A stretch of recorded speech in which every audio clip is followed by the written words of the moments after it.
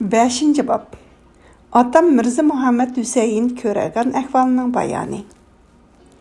Vaqtiki xonlar Shohibi xonga Oqsida tutqun bo'lgan vaqtida atam O'ri to'pada qolgan edi. Shohibi xon ikki orni uzib tashlag'achqa atam ulardan o'tib xonlarga qo'shilishning imkonini topolmay ilojisiz qari teginga bordi. U zamonda Hisar, Qunduz, Badaxshonda Xusrav Shoh bor edi. Xusrav Shoh bo'lsa Sultan Abu Saidning o'g'li Sultan Mahmud Mirzaning amirlaridan edi.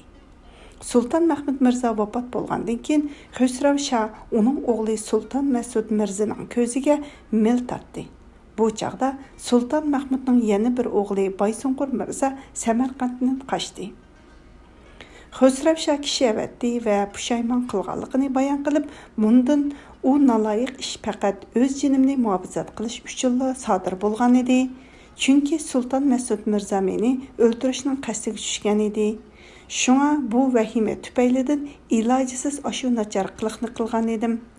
Endi uning badliga sizga bo'lgan sadoqatmanlikni shu darajada tirishchanlik bilan ado qilamanki, u qabih ishimga al-tana va la'nat yog'dirgan bo'lsa, olam ahli menga opirin degay va rahmat o'qig'ay deb chandan vasilarini soldi.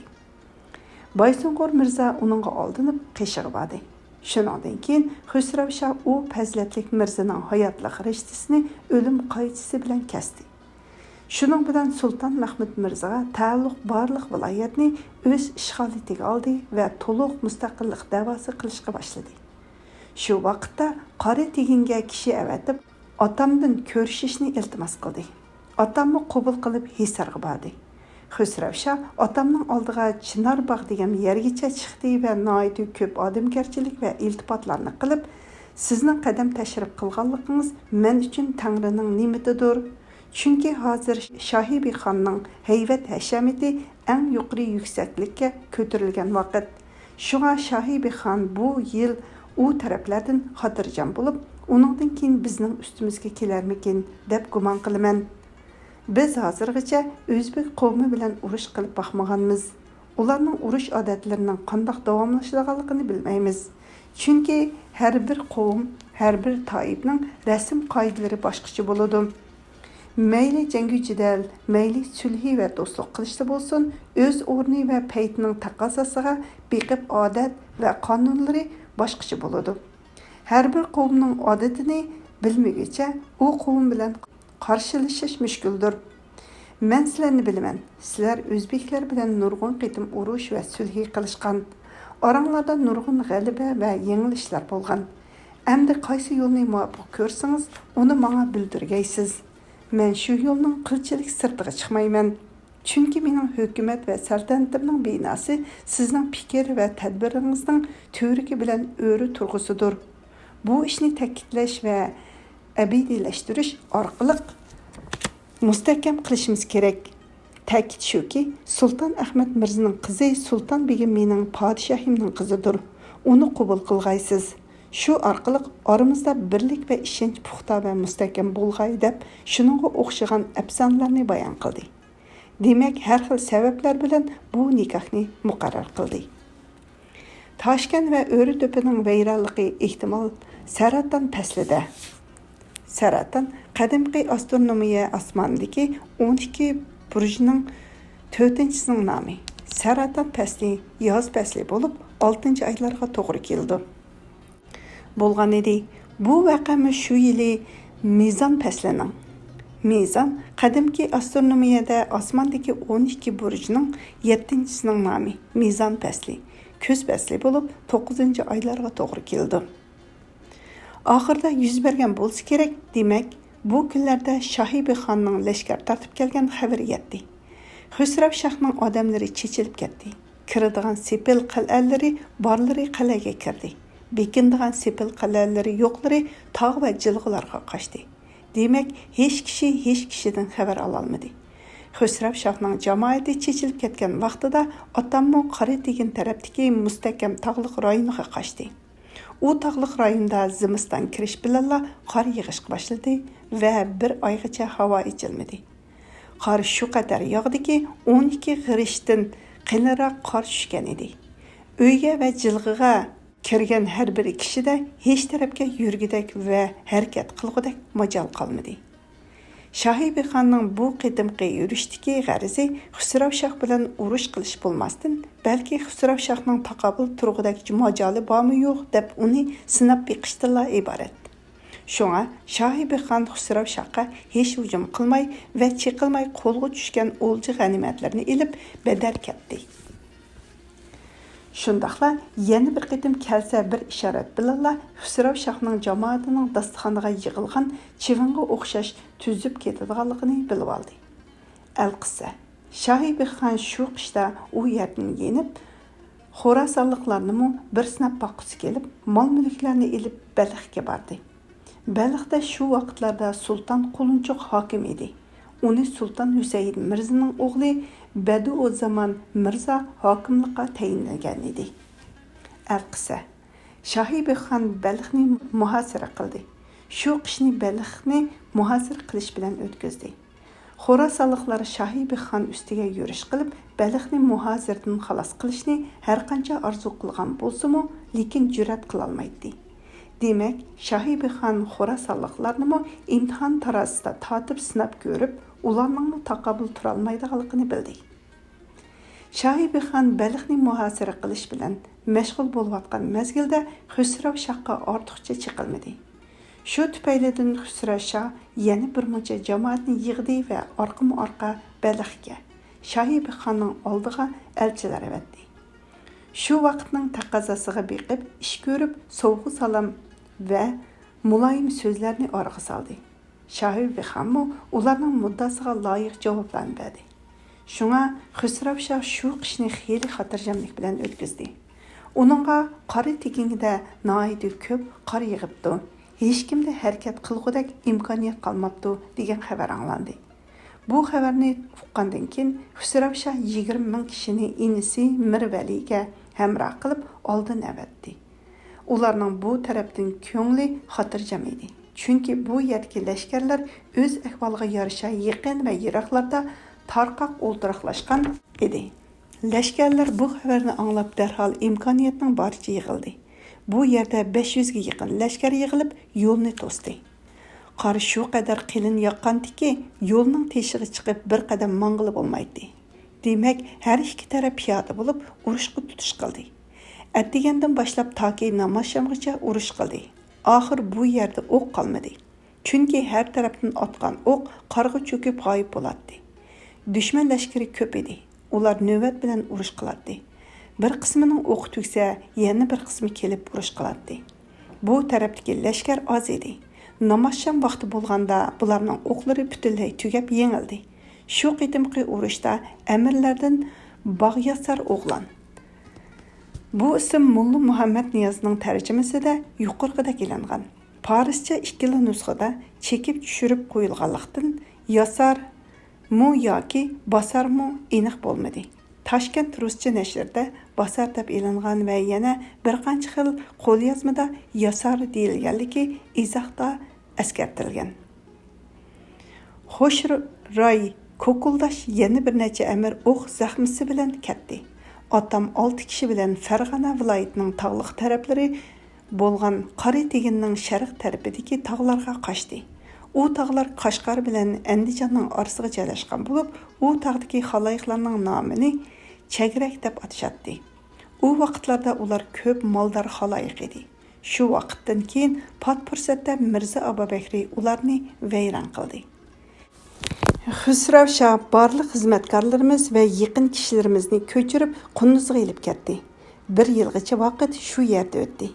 Hikoyat bu yerga kelganda Şahibexonning qissasidan ozroq bayon qilmasak, hikoyat ro'shan bo'lmaydi. 6-bob. Şahibexon ahvolining bayoni. Mutlaq dona va haqiqiy hukmron bo'lgan Tangri ulug'ligi, ro'shan hikmati va g'olib hukmining taqozosi bilan xolisa birovni toj va saltanat berib, azizlab zamondoshlari orasida yegona qiladi. Shuningdan avval bu ishning aslalarini mundaq yo'llar bilan tayyor qiladi. Har qanday yerda qo'ldan ish keladigan mardlar va jahon tutalaydigan oqillar bo'lsa, uning qishig'i yig'iladi. uning dushmanlarini g'aflat, mag'rurlik, xatolik va buzuqlik illatlarga duchor qiladi. Yiroqni ko'radigan kishilarmi ko'r, quliqi yengil kishilarmi g'oz bo'ladi. Ota o'g'il bilan bir tuqqan bilan dushmanlashadi. Bu muqaddimin maqsad shuki, Şahibexon Shoh Buğdaq sultonning o'g'li bo'lib, u Abul Xayrxonning nevrisidir.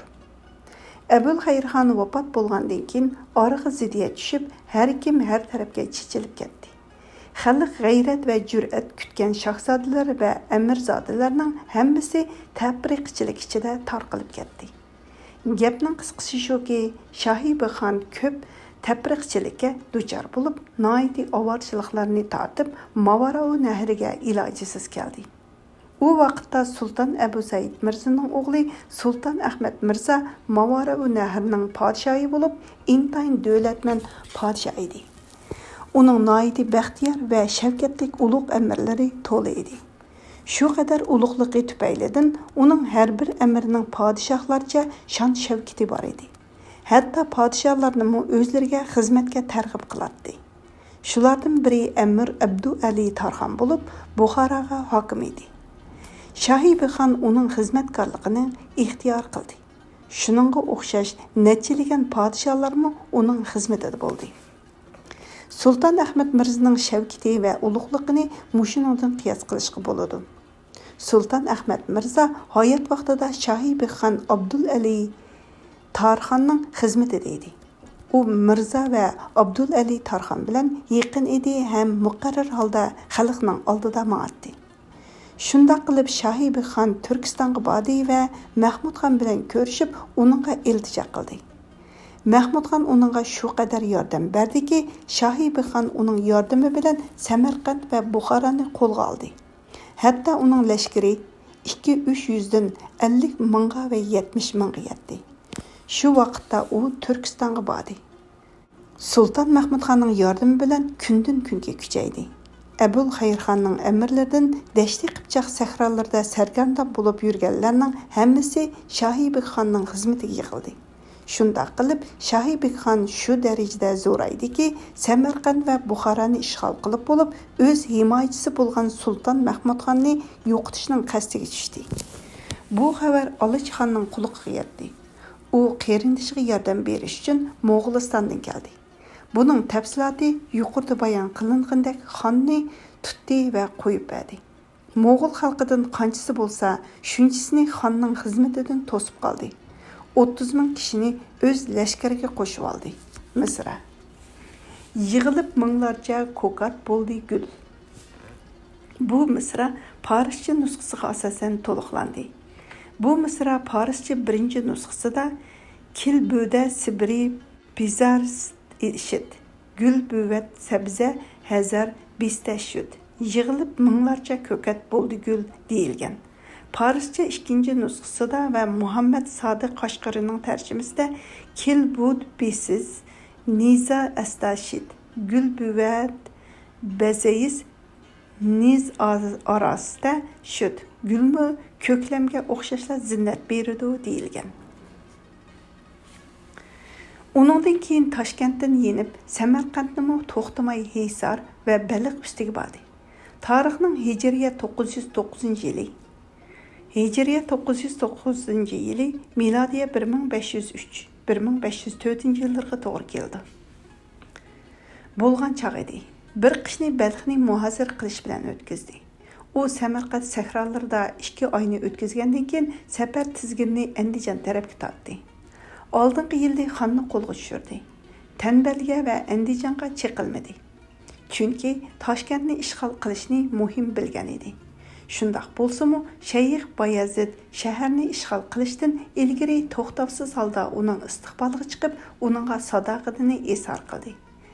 Tanbal tarafidanmi amalning boricha uningga sadoqat bayon qilindi. Şahibexon bu yili mushunchalik qilish bilan kifoyalanib qaytdi. Toshkent va Mo'g'uldan xotirjam bo'lgandan keyin Hisor va Xorasonlarni imtihon bilan ko'rib, oldi bilan Tanbaldan xotirjam bo'lish, uningdan keyin Xusrav Shohga yuzlanish va bu yuzlanishni Xorasonni ilishning muqaddimasi qilishni planladi. Shunda qilib u Farg'ona viloyatining eng muhim qal'alaridan biri bo'lgan Marg'inonga yetdi. Tembel butkul Farg'ona viloyati va qal'alarini qo'yib berib, hamma odamlarni Andijonga yig'di. Bu xabar Shohibek xonga yetdi. Uning donishmandlarining hammasi Tembelning odamlari bir yerga yig'ilganligi bizga ishni oson qilib berdi deyishdi.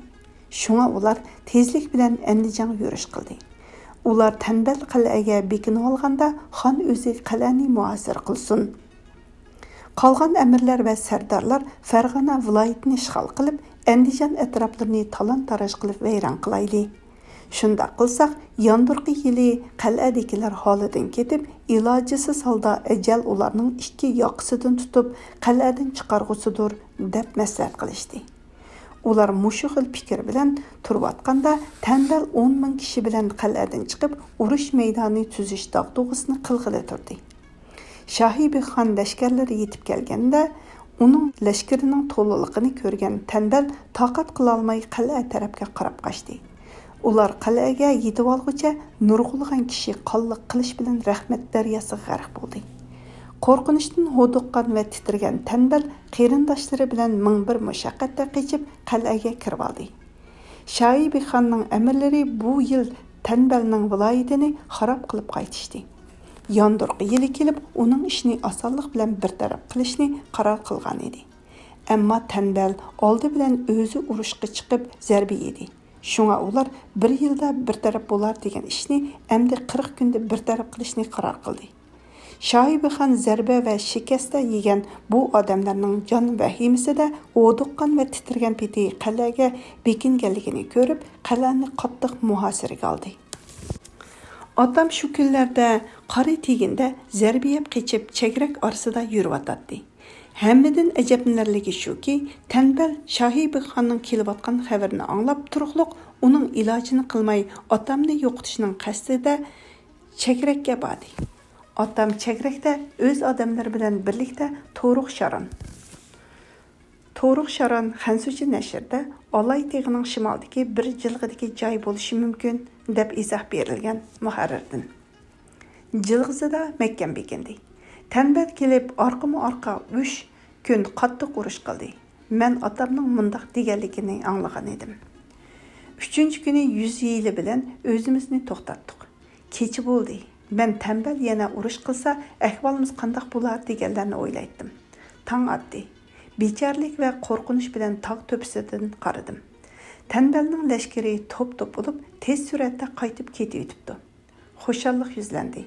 Darhol zaxmlanmagan ba'zi kishilarni va zaxmdor bo'lsa-mu, yarisi ig'ir bo'lmaganlarni tog'dan tushirdim. Ular bir kishini tutib elib keldi. U kishi tang kechida odam kelib, Shohibek xon Kandibandamga yetib keldi deb xabar yetkazdi. Shunga darhol lashkarni yondirdi degan xabarni yetkazdi. Bu xabardan bizga yangi oyat va odatdan tashqari xushallik hosil bo'ldi. Men darhol Shohibek xon qishig'i kishi avatib, necha vaqtlardan beri zamonning qalaymaqalchiligi tufaylidan sarkashda bo'lib yurgan edim. Endi xonning qadam tashrif qilganlik xabar yetdi. Go'yoki yangi jon topgandek bo'ldim. Agar menga jahonni yo'ritqichi yorliq qandoq berilsa, xizmatga tayyorman deb o'z mudoyimni bildirdim. Mening avatgan kishim Andijon muhosara qilinib 2 kundan keyin yetib beribdi.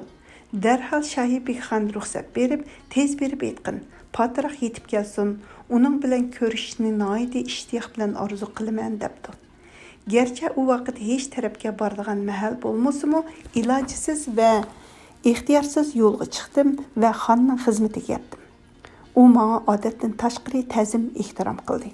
Xilma-xil shohona iltifotlar bilan izzatladi va butun podshoh va amirlarga Muhammad Husayn ko'ragan mening mehmonimdir.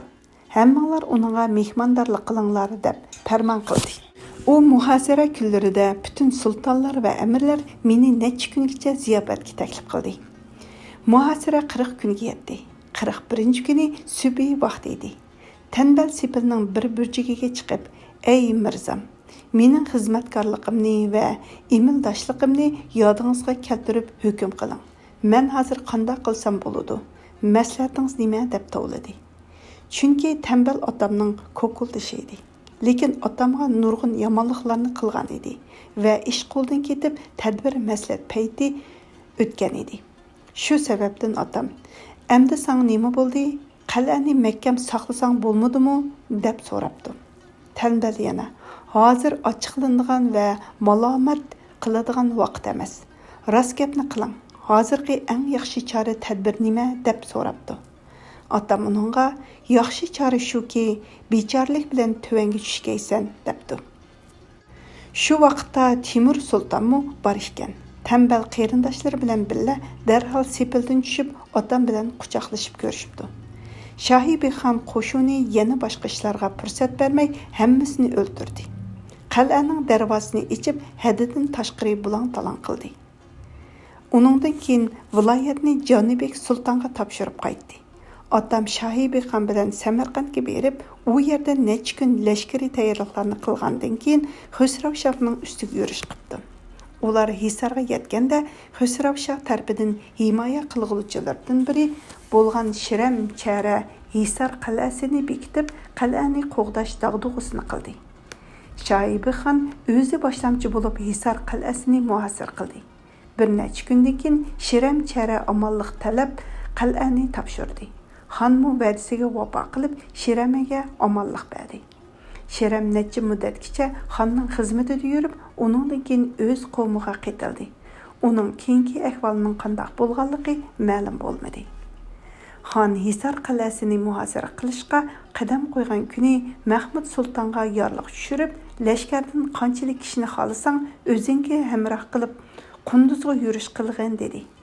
Chunki Xusrav Shoh necha muddatlardan beri Qunduz qal'asini har xil aslahalar bilan to'ldirib, olamga g'ulg'ula selib 20 yillik aslaha tayyor qildim. Agar ishqa qudratim yetmaganda 20 yilgacha kim bor, kim yo'q deb mushunda qalaymaqan so'zlar bilan o'z ko'nglini xush qilib yuratdi. Shunga xon Mahmud sultonni Qunduzga berdi. Xusrav Shoh Shahibexon Hisarni muhosaraga oldi. Mahmud sulton Qunduzga yurish qilib Omu daryosini o'tibdi degan xabar yetdi. Xusrav Shoh bu xabarni anglab to'plagan aslalarni qudratining yetishicha oldi. Qolganini tashladi. Nazm. El seni ixraj eylerden burun ey natavan. Gavu xerge yuklaban barыңni yolga bol ravan. Degan she'rda aytilgandek, hamma mol mulklarini buzib chechib, ba'zisini elib, ba'zisini tashlab, balkim tog' orasida bir necha mezgil kun o'tkazarman deb badar ketdi. Xusrav Shoh ketib 1-2 kundan keyin Mahmud sulton Qunduzga keldi. Peqir sing'illarim va inilarim bilan Qunduzda edim. Yuqorida bayon qilinganidek, Xusrav Shoh sulton xonim begimni otamga nikohlab bergan va bizni Qunduzga ilib kelgan edi. Shu kunlarda biz Qunduzda edik. Sulton xonim begimdan farzand tug'ildi. Uning etini Abdulla qo'ygan edi. Uning ahvoli keyin bayon qilingusi. Otam Mahmud sulton bilan birga edi. Ikkilarning orasida to'liq do'stlik aloqasi bor edi. Buningdan sabab shu ediki, Shahibexon dastlabki vaqtlarda saltanat ishida u hamma jihatda qudratining yetishicha kamchilik sodir qilmaydi, ham va'dasiga vafo qilmaydi. Har vaqt fursat topsila qarshilashishdan tap tortmaydi. Agar u ish orzusigidek bo'lsa, teg yaxshi. Undaq bo'lmaganda nurg'un hiylalar bilan o'zirxonlik aytib, sabab bahonalarni orqa soladi. Shahibexon bilan Sulton Mahmudxonning orasida bundaq vaqa nurg'un qitim sodir bo'lgan edi. Hammadan ajablanarligi shuki, har qitimqi mushunda qarshilishi sodir bo'lib, yana o'zira aytib kelsa, Mahmudxon qabul qiladi. Buning tafsiloti noiti ko'p.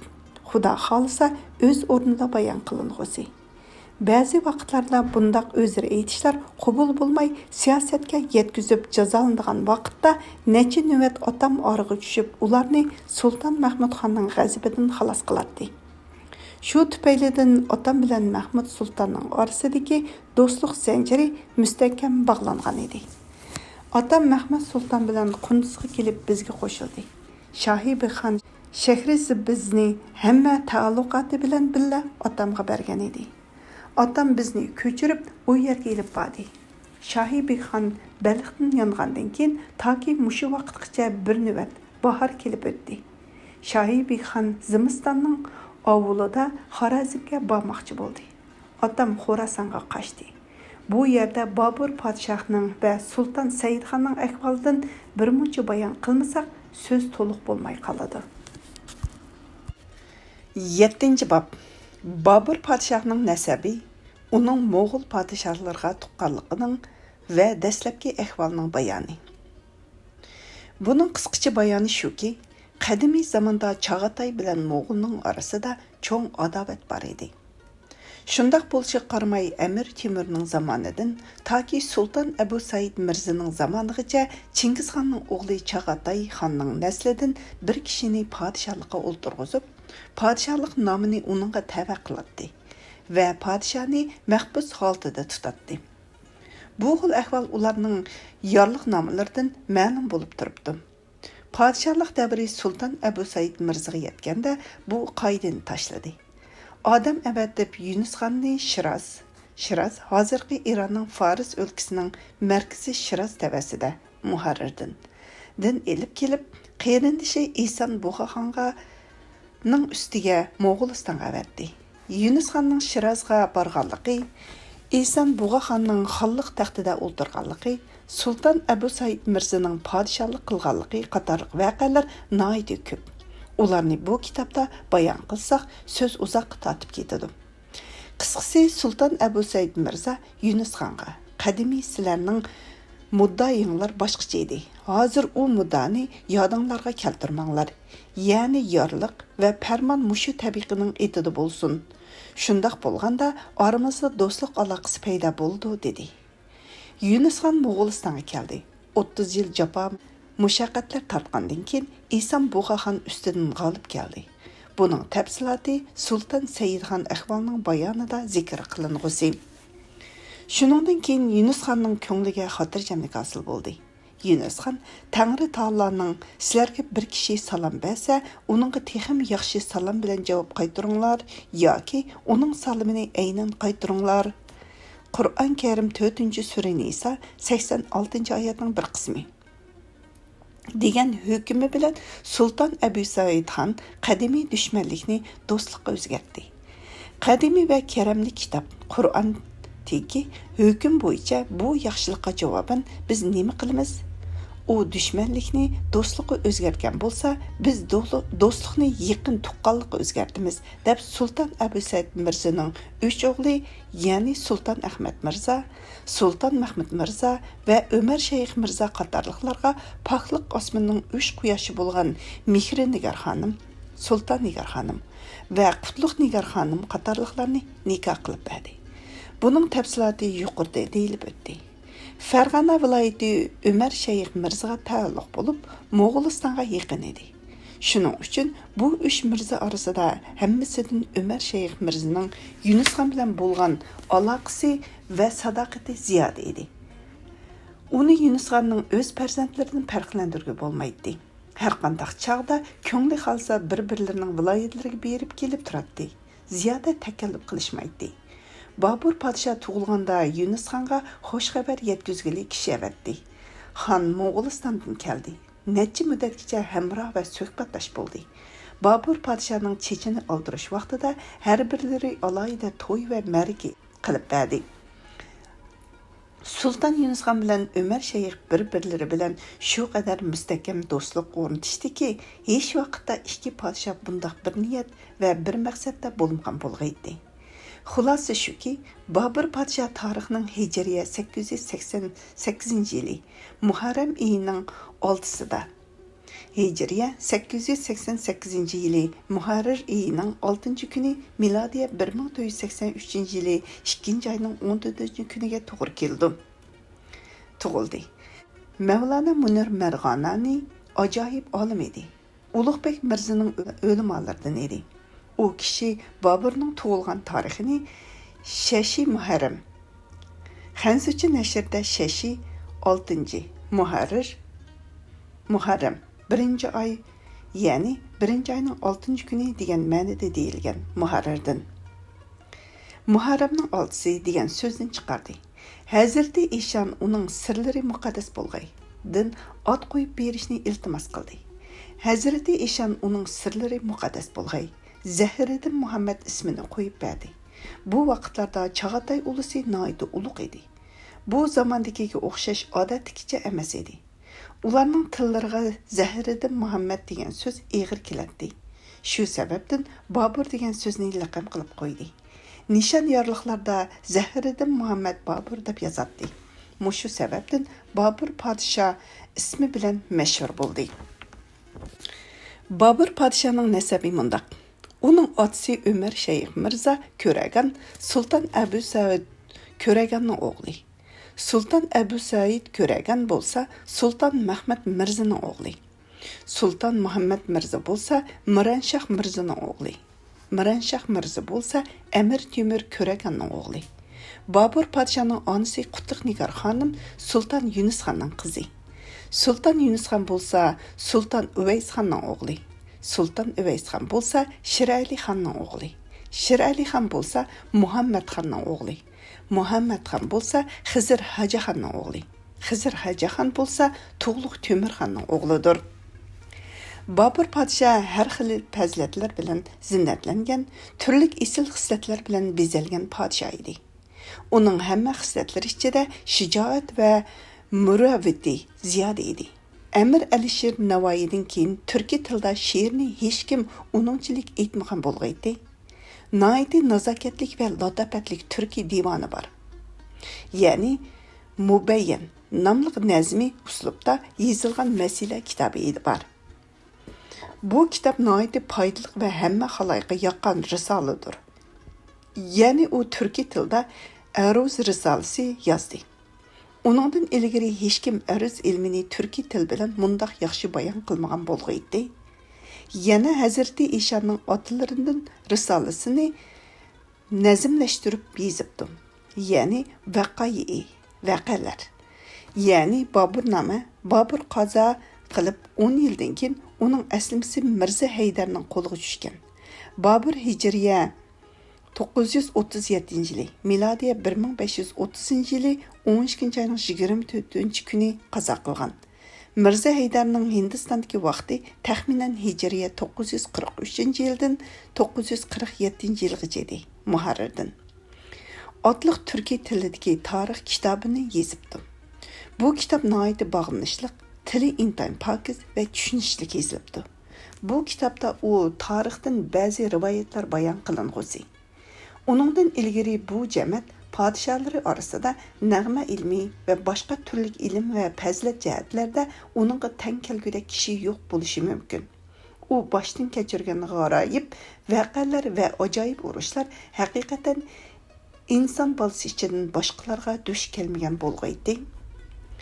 Bobur podshoh 12 yosh vaqtida Ömer Shayx Mirza olamdan o'tdi. Bobur podshohning tasnif qilgan Vaqai nomli tarixiy kitobi turkiy tilda yozilgan bo'lsa-mu, lekin ulug' va tabarruk bo'lib, u kitobning so'zini keltirdik. U kitobda Ömer Shayx Mirzaning vafotini mundaq jumlalar bilan bayon qildi. Ramazon oyining 4-kuni dushanbada Ömer Shayx Mirza Kaptarxonaga uchib shunqor bo'ldi. 39 yoshda edi. Bu voqea tarixning hijriya 899-yili.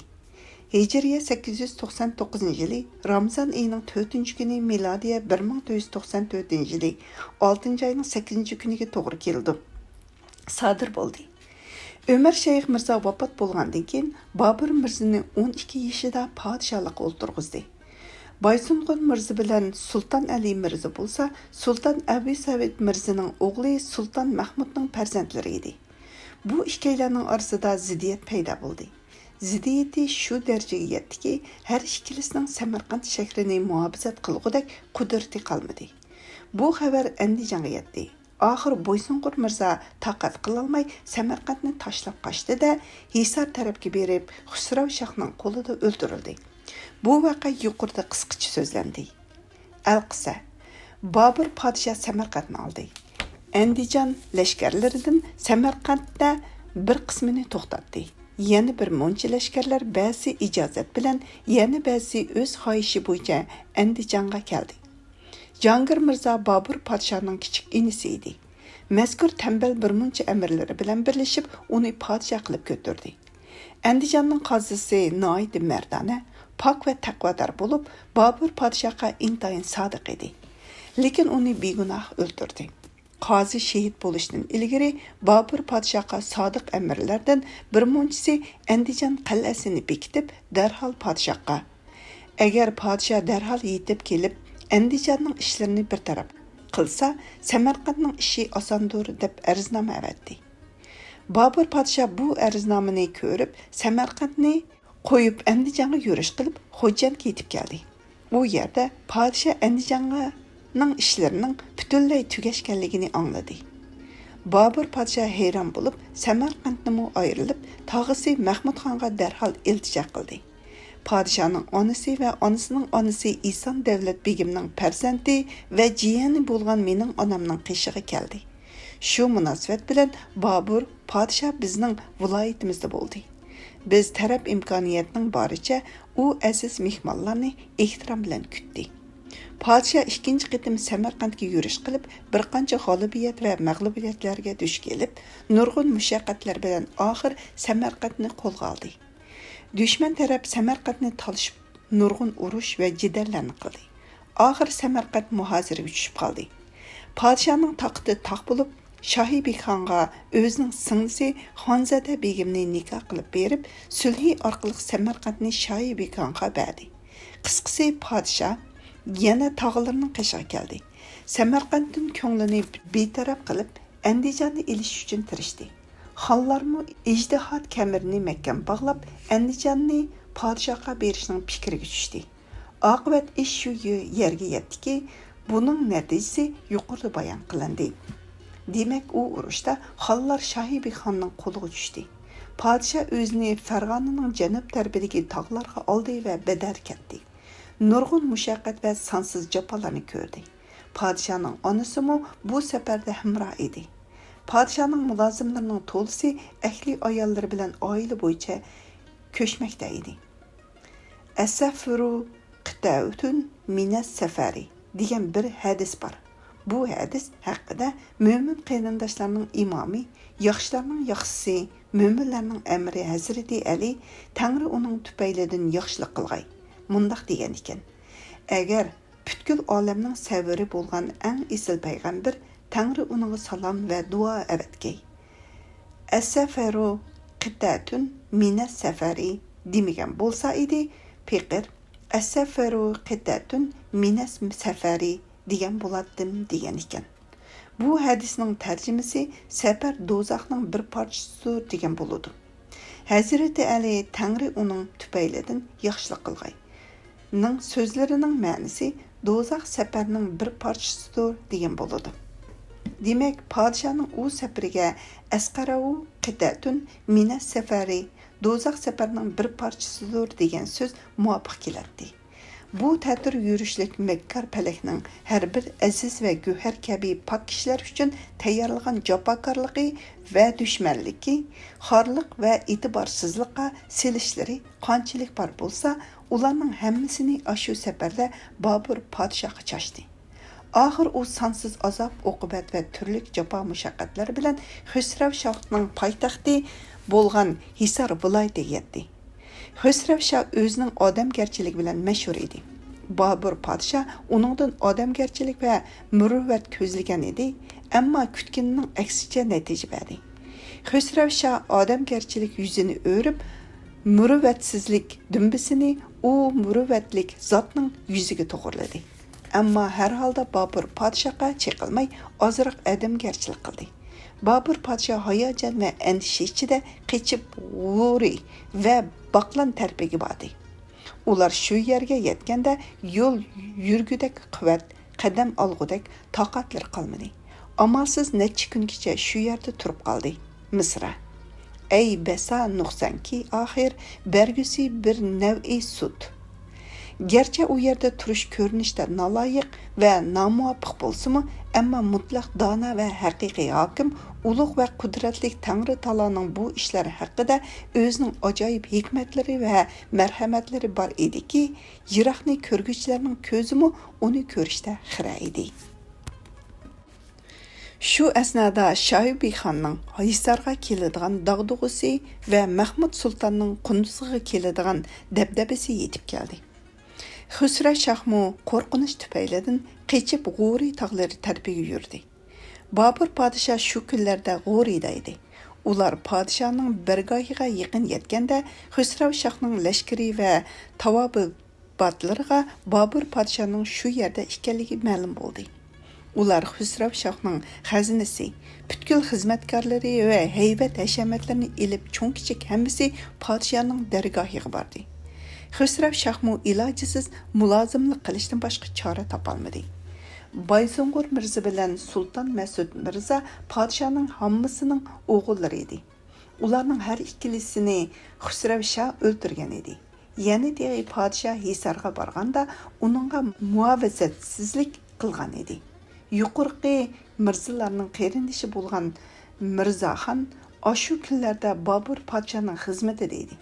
Xusrav Shoh G'o'riga kelganda Mirzaxon podshohning dargohiga kelib arz qilib, Xusrav Shoh Baysungur Mirza va Sulton Mas'ud Mirzani o'ldirdi. Bizga shundoq farmon berilsa, begona o'ldirilgan bechoralarning qisosi uchun uni o'ldirishimiz kerak deb talab qildi. Bobur podshohning vujudi va sifati muruvvat, yaxshilikdan iborat edi. Podshoh siliq va muloyimlik bilan Mirzaxonga 2 nafar pak farishtani bir nopok diviga tanglashtirsak, bu biz uchun 100 ming ayib emasmi? Deb ana shundoq nurg'un dalil va muvofiq isbotlar orqali nasihat qildi. Mirzaxon qoyil va rozi bo'lishdan o'ziga chora topolmadi.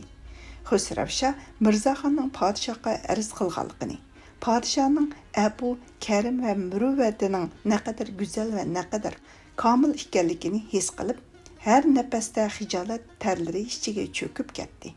Podshoh abu va kechirim etaklari bilan uning xijolat tarlarini surtdi. Majlis oxirlashdi. Podshoh Xusrav Shohning butkul xazina va aslalarini kam kutisiz to'liq holda butunlay Xusrav Shohning o'ziga yondirib bersin deb hukm qilib, hammasini ularning so'zlariga inom qildi. Ashu kunlarda podshohning ilkida faqat birli ot bor edi. Unimi podshohning onasi minatdi. Qolgan asliha va asboblarning qanchalik ekanligini mushuningdala qiyos qilishga bo'ladi.